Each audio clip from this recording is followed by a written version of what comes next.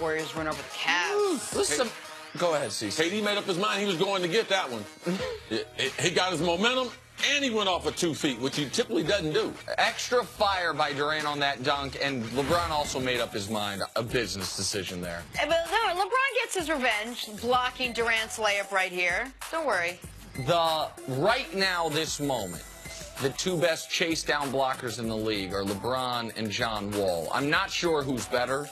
Wall's certainly better, like pound for pound, inch for inch, but LeBron still might be the best in the league. I'm not certain on it. Yeah, he's the best we've seen do that in a long time. He's really good. And finally, CC, check this out. Giannis snapping it through the legs to start the fast break. Oh, I see you, Giannis.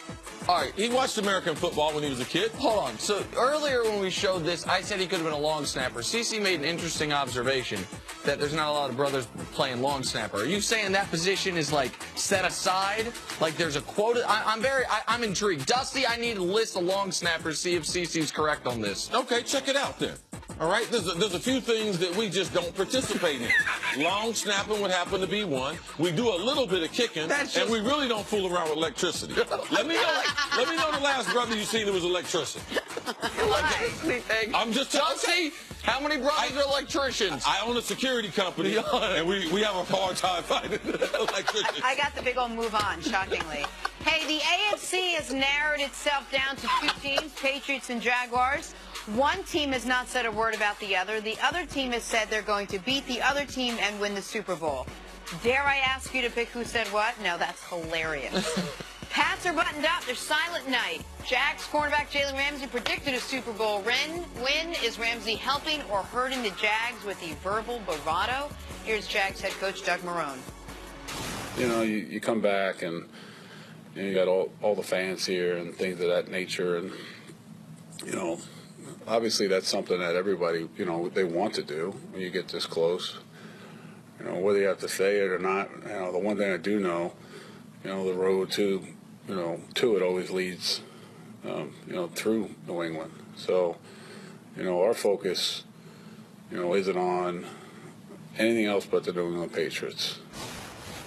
All right, Nick, what do you think? Is Ramsey's trash talking helping or hurting this Jaguars team? For almost any team, I would say don't do this before you play the Patriots. For this team and this player, I think they have to. Why? Because I think the Jags had such an organizational stink about them as the punchlines of the NFL for almost, for the better part of 20 years now. Basically since Mark Brunell and Jimmy Smith and Keenan McCardell and Fred Taylor were there in the early days of the franchise. They just went quarterback after quarterback, coach after coach, bad defense after bad defense.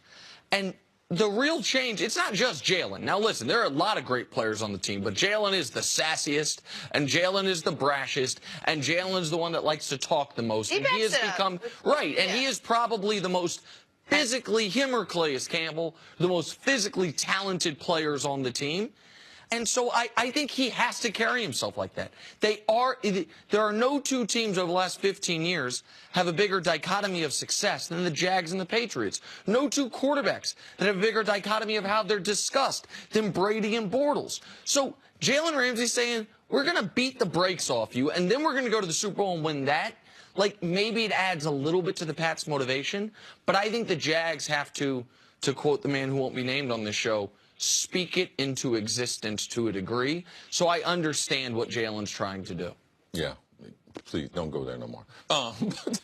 Jalen Ramsey is the modern day, for those recent history, let's go with Richard Sherman. And let's look at Seattle, where they were before they got Richard Sherman. Skill set, very, very similar. Jalen's a better athlete, but Richard Sherman kind of set a standard for corners, not only on the field, but off the field. Remember when they faced New England? Yo, bro, you mad? You mad, okay. Right. Face to face with Brady. So I take that picture of Jalen, and also Jalen was a #3 pick from Florida State. He is an extremely talented cornerback, one of the most talented that we've had drafted in the NFL the last 15 years. Arguably, him and Xavier Rhodes in Minnesota, those are the best. They've had the best 2 seasons this year. So who is this? This guy is phenomenal talent, comes from Florida State. Oh, Florida State. I have to take you back to Deion Sanders. Before Atlanta Falcons drafted him, they had won 5 games and 3 games. They were no different than Jacksonville. He changed that city. He changed that culture. Happened to be a Florida State guy. Is mentored by Deion Sanders. So, no, this is who Jalen is. If you follow him on Twitter, if you listen to his interviews, we as a national media, we like to say we cover all the teams, but we don't. All right? We haven't had our eye on Jacksonville, but we had Jalen on the show. We knew that they were an up-and-coming team, and he's one of the bright players in the National Football League. So that's his personality. He's not out of character. But when you get to a certain point, you have to learn, like, what's the best thing. And right now, it's okay for Jalen to be that way. Cece, what'd you say before I think it was last week, maybe 2 weeks ago in the playoffs? If you're a guy that comes out early and warms up in a regular season game, come out early and warm up before the playoff game. If you get on the late bus, get on the late bus. Don't change your routine. Jalen's a guy that talks, that likes to talk trash, that likes to go at you. And I'm going to add one other small piece to it, Jenna. The Jags defense wasn't good last week. And so the fact that Jalen is immediately saying, it doesn't matter, we got this, we're going to...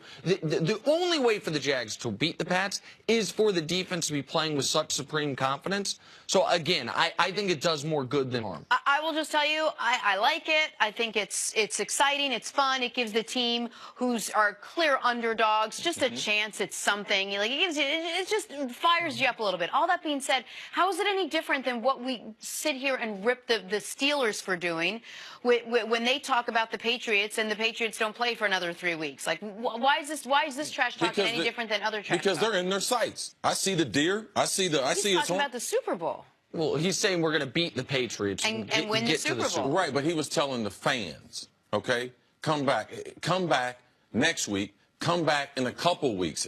So based on what he said, he had to tell the fans we're going to win the Super Bowl because he was telling them to come back. Come back after we beat New England, and then come back after we're going to win the Super Bowl. But Jalen's interviews, he said things like this to reporters throughout the season. Not necessarily the Super Bowl, but it was in this same vein. So I'm not surprised by it. It's totally different than Pittsburgh because Pittsburgh had Jacksonville, who had beaten them very badly, who they had to play, and Pittsburgh was thinking about other things. So it's totally different. And Pittsburgh had a half dozen Jalen Ramseys.